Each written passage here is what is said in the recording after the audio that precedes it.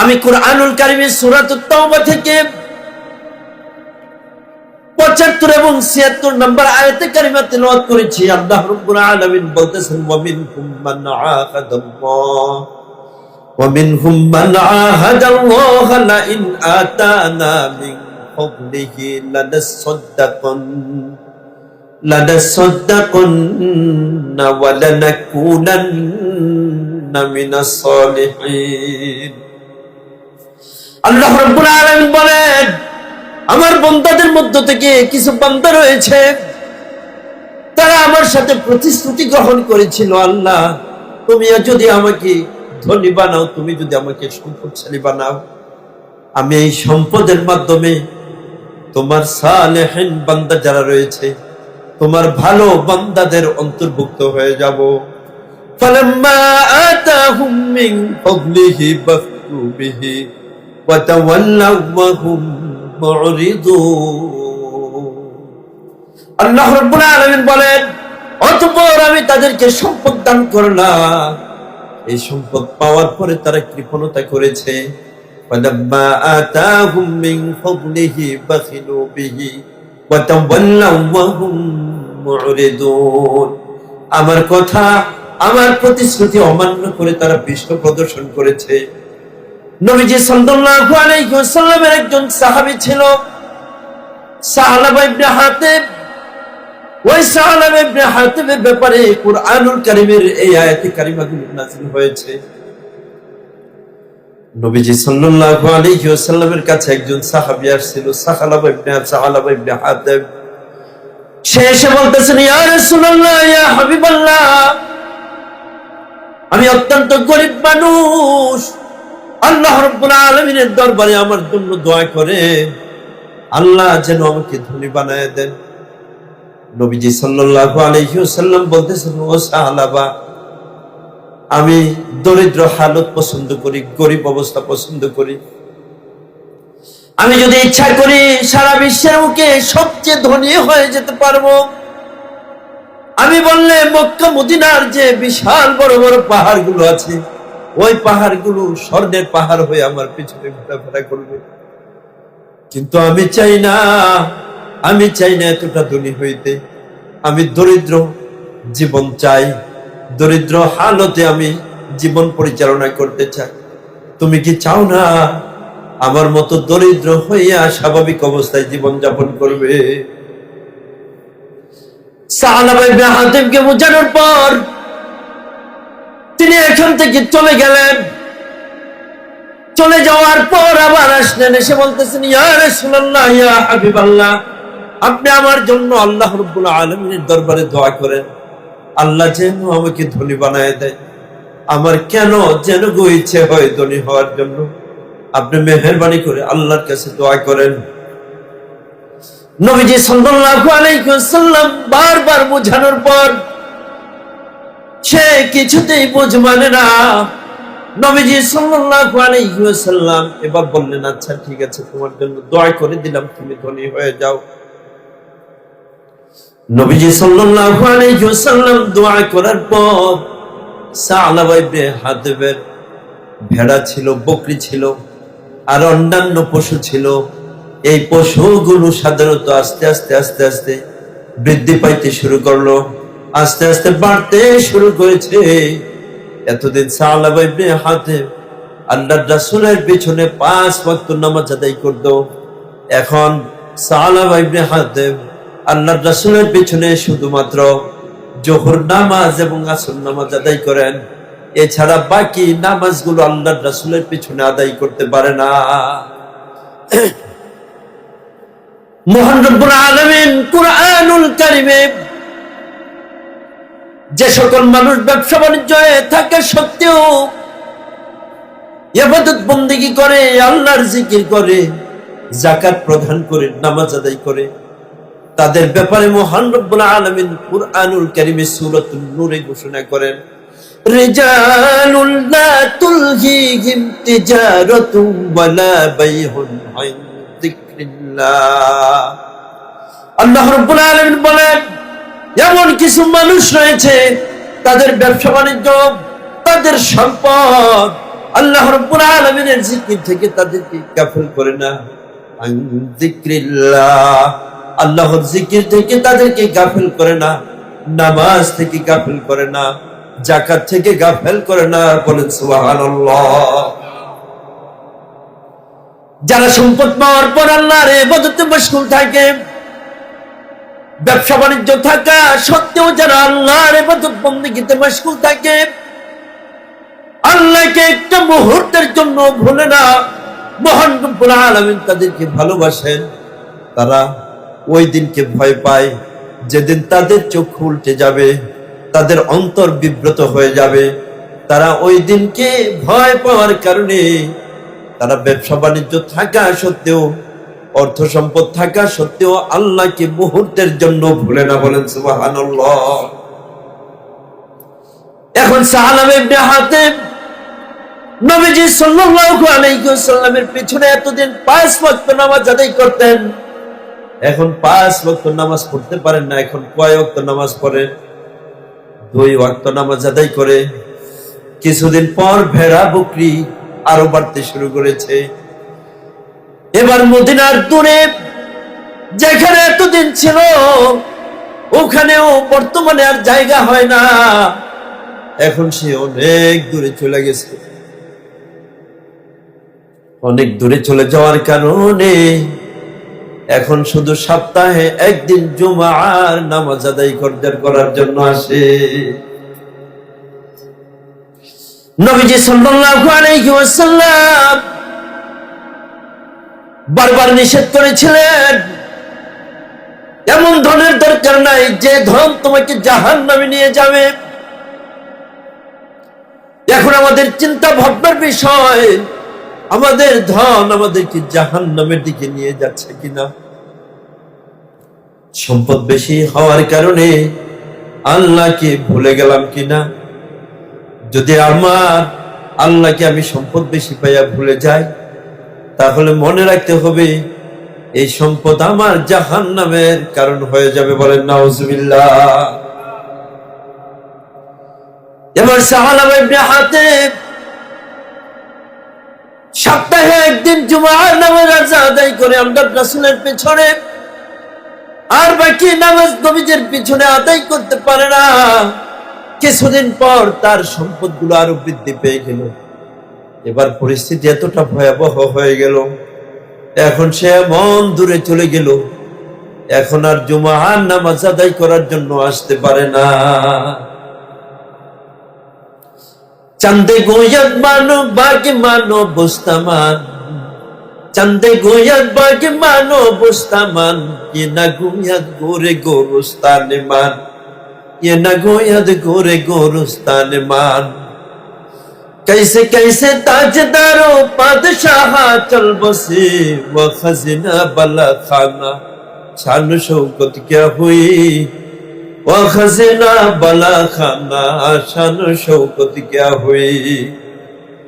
আমরা বারবার বলতেছি এই বাড়িটা আমার, এই ঘরটা আমার, এই জায়গা আমার, এই জমি আমার। আমরা বারবার আমার আমার বলতেছি, কিন্তু কেউ কোনোদিন বলি না এই কবরের মাটিগুলো আমার। জোরে বলুন কথা ঠিক কিনা।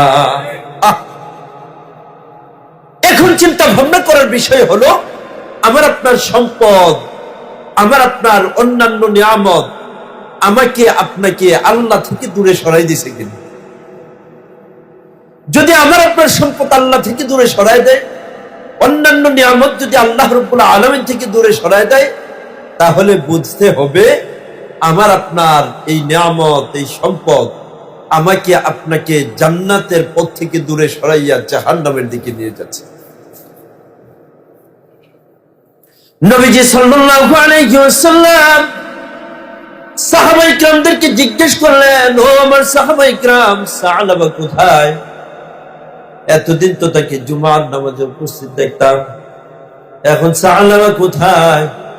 বলতেছেন, ইয়া রাসূলুল্লাহ, ইয়া হাবিবাল্লাহ, তার অর্থ সম্পদ এত পরিমাণে বেড়ে গিয়েছে, এখন পাশাপাশি কোথাও থাকতে পারে না, অনেক দূরে চলে গিয়েছে।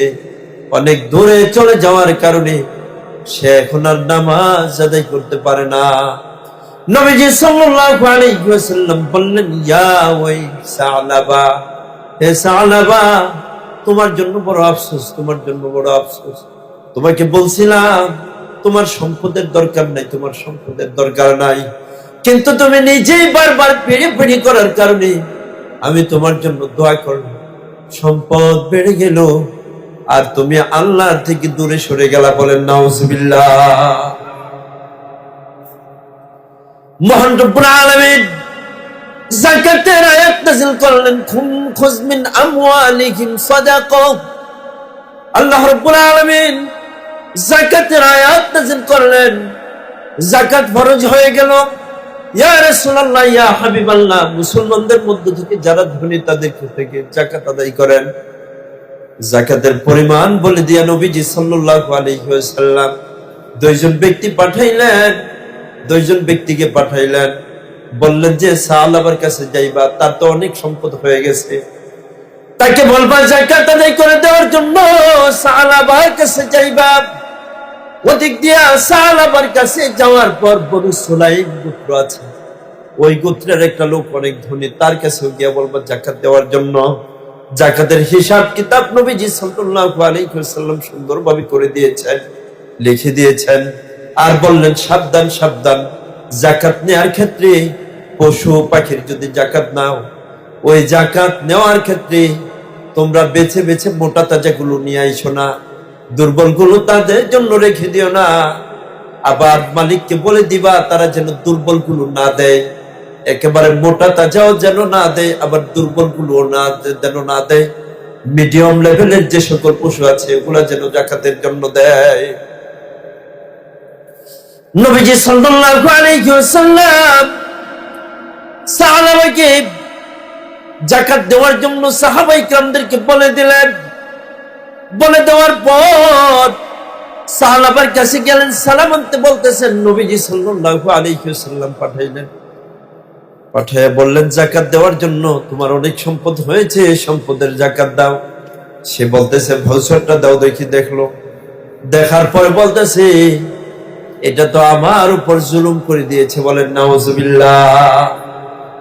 মুসলিম রাষ্ট্রে কাফেররা থাকলে তারা যেভাবে ট্যাক্স দিয়ে থাকতে হয়, নবীজি তো আমার জন্য ট্যাক্স ধার্য করেছেন। বলেন নাউজুবিল্লাহ। নবীজি তো আমার জন্য ট্যাক্স ধার্য করেছেন। যাও যাও, এখন যাও, তোমরা বনু সুলাইম গোত্রে যাও, যাওয়ার পর সেখানে যাকাতের টাকা কালেকশন করো, যাকাতের পশু কালেকশন করো। যাওয়ার সময় আমার সাথে তোমরা দেখা করে যাবা। নবীজি সাল্লাল্লাহু আলাইহি ওয়াসাল্লামের সাহাবায়ে কিরামগণ বনু সুলাইম গোত্রের ওই ধনী লোকটার কাছে গেলেন। যাওয়ার পরে বলতেছে, ভাই আপনারা একটু দাঁড়ান, আমি আমার গোয়াল থেকে আসতেছি। ওই গোয়ালে যাওয়ার পর অত্যন্ত মোটা তাজা যত পশুগুলো আছে যাকাতের পরিমাণ হিসাব করে নিয়ে আসছে। আনার পর ওই সাহাবায়ে কিরাম বলতেছেন, ও ভাই দেখো, নবীজি সাল্লাল্লাহু আলাইহি ওয়াসাল্লাম নিচে লিখে দিয়েছেন যেন একেবারে দুর্বল গুলো গ্রহণ না করি, আবার একেবারে মোটা তাজাগুলো যেন গ্রহণ না করি। কিন্তু তুমি তো মোটা তাজাগুলো নিয়ে আসছো, আল্লাহর রাসূল তো নিষেধ করে দিয়েছেন। ওই সাহাবায়ে কিরামদের প্রশ্নের জবাবে বনু সুলাইমের ওই ধনী ব্যক্তি বলতেছেন, ও ভাই আমি স্বেচ্ছায় আমার মাল থেকে আমি দিনের জন্য দিলাম, এর মধ্যে ভালো দেই না মন্দ দেই, ভালো ভালো দিলাম, তো এ তো আমার নিজের কারণে আমি দিলাম, নিজে খুশি হয়ে দিয়ে দিলাম। তোমরা নবীজির কাছে গিয়া বলবা আমি নিজে খুশি হইয়াই একেবারে ভালো ভালো পশুগুলো যাকাত হিসেবে আমি দান করে দিয়েছি। বলেন সুবহানাল্লাহ। ভালো ভালো পশুগুলো দিয়ে দেওয়ার পর তারা পশুগুলো নিয়ে আবার আসার সময় সাহাবার কাছে আসলো। সাহাবা বলতেছে, আমার কাছে ভাউচারটা আবার দাও দেখি। দেওয়ার পর বলতেছে, এটা তো আমার উপর জুলুম করা হয়েছে। বলেন নাউজুবিল্লাহ। এটা তো আমার উপর জুলুম করা হয়েছে, তোমরা যাও নবীজির কাছে গিয়া বলবা, নবীজির কাছে গিয়া বলবা আমি পরে সাক্ষাৎ করব। সাহাবী দুইজন যাকাতের মাল উসুল করে নবীজি সাল্লাল্লাহু আলাইহি ওয়াসাল্লামের কাছে আসলেন।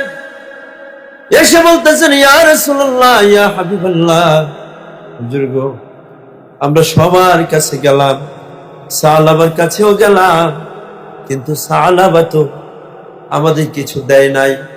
নবীজি সাল্লাল্লাহু আলাইহি ওয়াসাল্লাম আবার বলতেছে, ইয়া ওই সালাবা, ও সালাবা, তোমার জন্য আফসোস। এরপরে মহান রব্বুল আলামিন আয়াতে কারিমা নাযিল করলেন, মুসলমানদের মধ্য থেকে এমন মুসলমান রয়েছে তারা প্রতিশ্রুতি গ্রহণ করেছে, আমি তাদেরকে সম্পদ দিলে তারা তাদের সম্পদের হক ঠিক মতো আদায় করবে, এতিম অসহায় দরিদ্র মানুষের মাঝে বন্টন করে দিবে। কিন্তু আমি সম্পদ দেওয়ার পরে তারা তো কিছুই দান করে নাই। ওই সময় প্রতিশ্রুতি গ্রহণ করেছিল তারা সব হক আদায় করবে, তারা সৎকার নেককার বান্দাদের অন্তর্ভুক্ত হয়ে যাবে। নবীজি সাল্লাল্লাহু আলাইহি ওয়াসাল্লামের উপর আয়াতে কারিমা নাযিল হওয়ার পর সালাবার চাচাতো ভাই সেখানে ছিল। সে দৌড়াইয়া সালাবার কাছে গেছে, গিয়া বলতেছে, ও সালাবা, তোমার ব্যাপারে আয়াত নাযিল হয়ে গেছে। তখন সে দৌড়াইয়া যাকাতের সম্পদ নিয়ে আসছে। নবীজি সাল্লাল্লাহু আলাইহি ওয়াসাল্লামের কাছে আসার পরে বলতেছে, ও সালাবা, মহান রব্বুল আলামিন তোমার সম্পদ থেকে যাকাত গ্রহণ করতে নিষেধ করে দিয়েছে। সালাবা অত্যন্ত আফসোস করতেছেন। নবীজি সাল্লাল্লাহু আলাইহি ওয়াসাল্লামের ওফাতের পর হযরত আবু বকর সিদ্দিক রাদিয়াল্লাহু আনহু যখন খেলাফতের দায়িত্ব গ্রহণ করেছেন, আবার যাকাতের মাল নিয়ে আসে। হযরত আবু বকর রাদিয়াল্লাহু আনহু তখন বলতেছেন, যেই সম্পদ আল্লাহর রাসূল গ্রহণ করতে পারে নাই, আমি কিভাবে গ্রহণ করব? সিদ্দিক আকবরের ইন্তেকালের পর হযরত ওমর রাদিয়াল্লাহু আনহু যখন দায়িত্বে ছিলেন, তখনও যাকাতের সম্পদ নিয়ে আসছে। তিনি বলতেছেন, যে সম্পদ নবীজি স্বয়ং গ্রহণ করেন নাই, হযরত আবু বকর রাদিয়াল্লাহু আনহু গ্রহণ করেন নাই, ওই সম্পদ আমি কিভাবে গ্রহণ করব? তারপরে হযরত উসমান রাদিয়াল্লাহু আনহুর খেলাফতের সময় সালাবা ইবনে হাতিব দুনিয়া থেকে চলে গেলেন।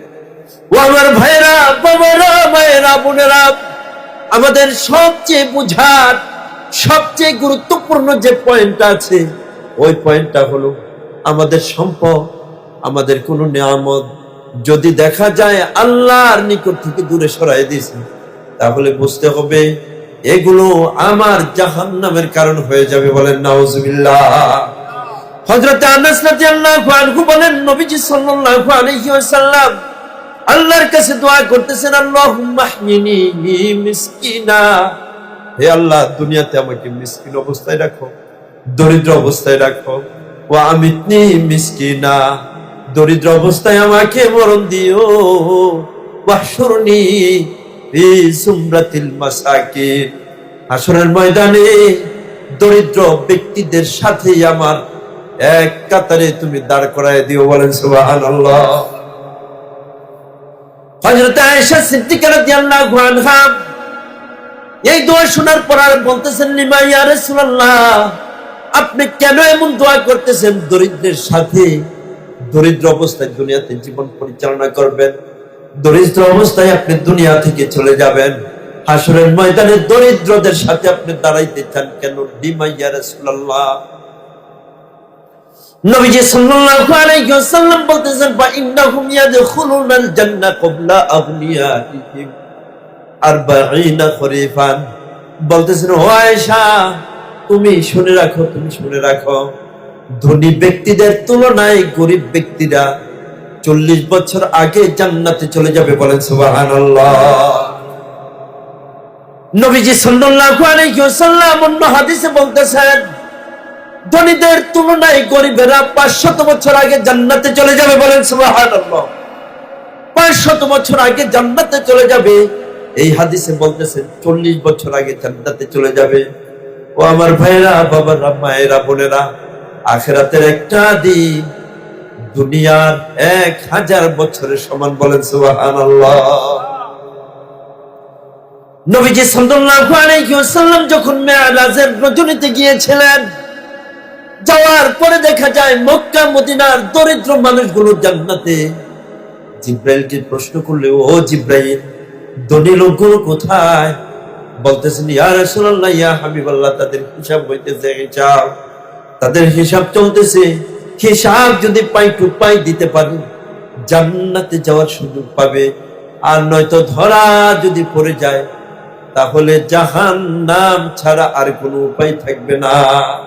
ও আমার ভাইরা বাবারা, মহান রব্বুল আলামিন কুরআনুল কারীমে সূরাতুল মুনাফিকুন এর শেষ দিকে বর্ণনা বলতেছেন, ইয়া আইয়ুহাল্লাযীনা আমানু লা তুলহিকুম আমওয়ালুকুম ওয়ালা আওলাদুকুম আন যিকরিল্লাহ ওয়া মান ইয়াফআল যালিকা ফাউলাইকা হুমুল খাসিরুন। আল্লাহ ঈমানদারদের যে বলতেছেন, ও ঈমানদারগণেরা, তোমাদের সম্পদ, তোমাদের সন্তান যেন আল্লাহর থেকে দূরে সরায় না দেয়। যাদের সন্তান, যাদের সম্পদ আল্লাহ থেকে দূরে সরায় দিবে, ওই সমস্ত ব্যক্তিরা ক্ষতিগ্রস্তদের অন্তর্ভুক্ত হয়ে যাবে। বলেন নাউজুবিল্লাহ। নবীজি সাল্লাল্লাহু আলাইহি ওয়াসাল্লাম বলতেছেন, ও আয়েশা, তুমি দরিদ্রদেরকে সাহায্য করবা, যদিও খেজুরের দানা দিয়েও যদি হয়, সব সময় দরিদ্রদেরকে সহযোগিতা করবা। ও আয়েশা, সব সময় দরিদ্রদের পাশে থাকবা এবং তাদেরকে ভালোবাসবা। যদি দরিদ্রদের পাশে থাকো এবং তাদেরকে ভালোবাসো, মহান রব্বুল আলামিন হাসরের ময়দানে আল্লাহ তোমাকে কাছে নিয়ে আসবেন। বলেন সুবহানাল্লাহ। আমার ভাইরা বাবারা, তো মূল বিষয় একটাই, আমাদের কোনো কিছু যেন আমাদেরকে জাহান্নামের দিকে না নিয়ে যায়। আমরা সব সময় সতর্ক থাকবো, সচেতন থাকবো। আমাদের সম্পদের যে দায়িত্ব রয়েছে, হক রয়েছে, হকগুলো ঠিক মতো আদায় করব। আমাদের শরীরের হক আদায় করব, ইবাদত বন্দেগী বেশি বেশি করে।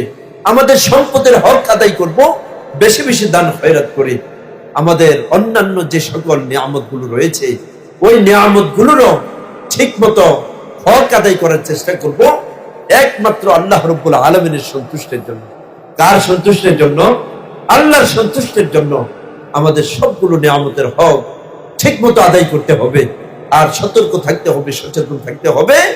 আমাদের সম্পদ, আমাদের সন্তান, আমাদের অন্যান্য কিছু যেন আল্লাহ রাব্বুল আলামিন থেকে আমাদেরকে দূরে সরায় না দেয়। সবসময় খেয়াল থাকবে তো ইনশাআল্লাহ। একটু জিকির করে লা ইলাহা ইল্লাল্লাহ। আজান টাইম হয়ে গেছে। লা ইলাহা ইল্লাল্লাহ, লা ইলাহা ইল্লাল্লাহ, জোরে লা ইলাহা ইল্লাল্লাহ, লা ইলাহা ইল্লাল্লাহ মুহাম্মাদুর রাসূলুল্লাহ সাল্লাল্লাহু আলাইহি ওয়াসাল্লাম। কোন সমস্ত দরিদ্ররা ধনীদের 500 বছর আগে জান্নাতে চলে যাবে? যেই দরিদ্র সততার সাথে চলাফেরা করবে, নামাজ কালাম ঠিক মতো আদায় করবে, ইসলামের প্রত্যেকটা বিধান ঠিক মতো আদায় করবে। জোরে বলুন কথা ঠিক কিনা?